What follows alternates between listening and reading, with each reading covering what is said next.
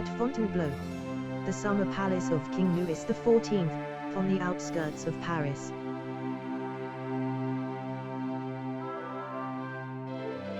King Louis is standing performing elementary ballet positions.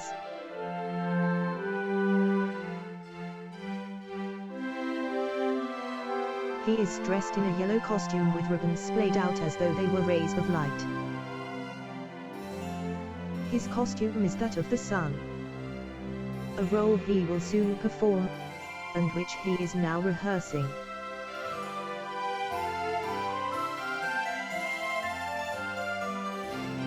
The chamberlain escorts the steward and the prince into the room where they see the king, but they do not disturb him. The king says the name of the first ballet move, which is called simply, first position. He shifts his feet so that the heels are together and the toes outward. Then he says, arms in day apart, and he makes an oval shape with his arms in front of his waist. He says, second position, and widens his feet so that the heels are apart. Then he says, parallel first position, and puts his feet together and points them straight ahead.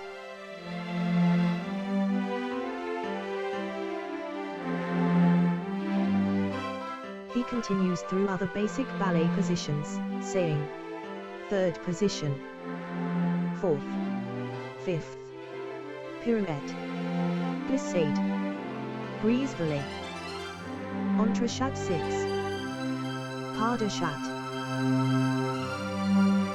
The last moves that the king makes are difficult, and he stumbles upon the last move, pas de chat, which means cat's step.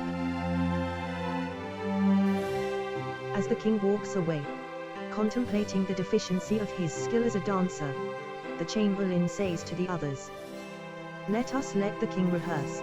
We can meet him later. Right now in the foyer, they play about Charlemagne. Let us go and watch. Act 2. Scene 2. The chamberlain, steward, and prince proceed into the foyer of King Louis XIV's palace at Fontainebleau, where a troupe of actors is presenting a play about Charlemagne.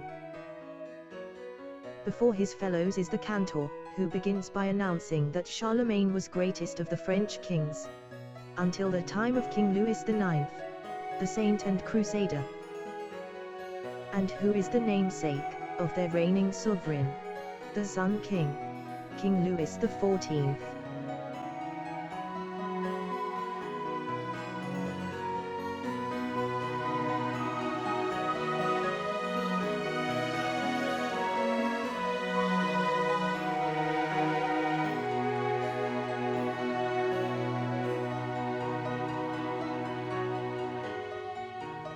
The cantor says, hear the tale of Charlemagne.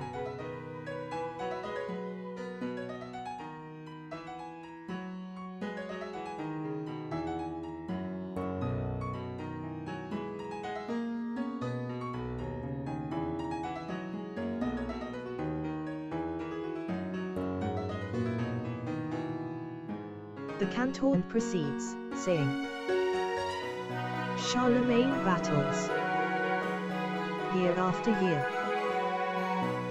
to save the Saxons from the gods they worship, Odin and Thor, Freya and Baldur, gods which provoke them to relentless violence. Year after year, they meet in battle. As terms of surrender, they plead for the sacraments. Then, leaving them priests to grant their petition, he calls them brothers in departing. Then soon revives their savage lust and primal passions.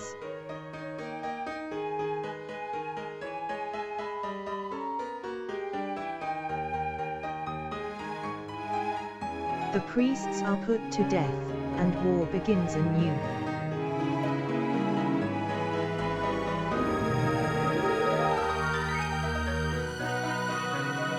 As unruly children, they seek attention. Loving to be forgiven, they do not mind offense. Unaware of the world, its shape and its size, they do not imagine their father has other children. And in our time, the Spanish tell of a new world,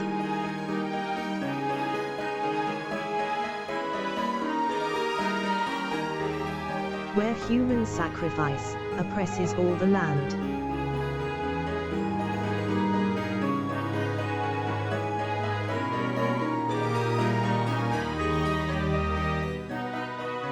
The glorious cities that shine in the sun, wide avenues bordered by pyramids. Their height, and the time it took to build them, shows they were not made for an idle endeavor. The cantor then sings in a loud voice the names of the New World cities, saying, Tenochtitlan, Chichen Itza, Teotihuacan. In such places as this, can be found the Pyramid of the Sun.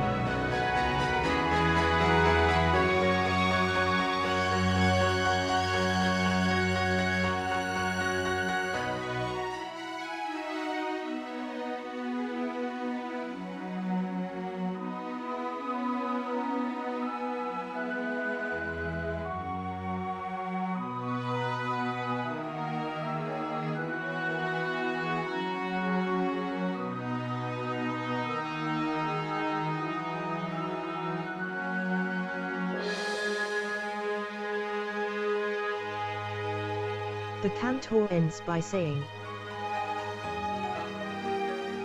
and now, the light of sun shall pass into eclipse.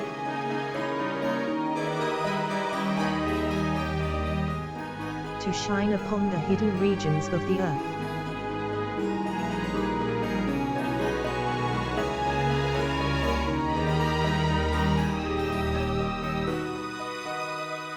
Then shall the Saxon fall onto his knees and pray.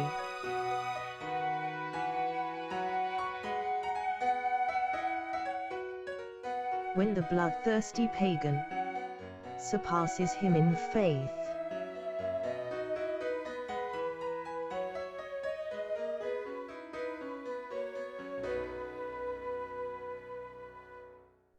Act 2. Scene 3.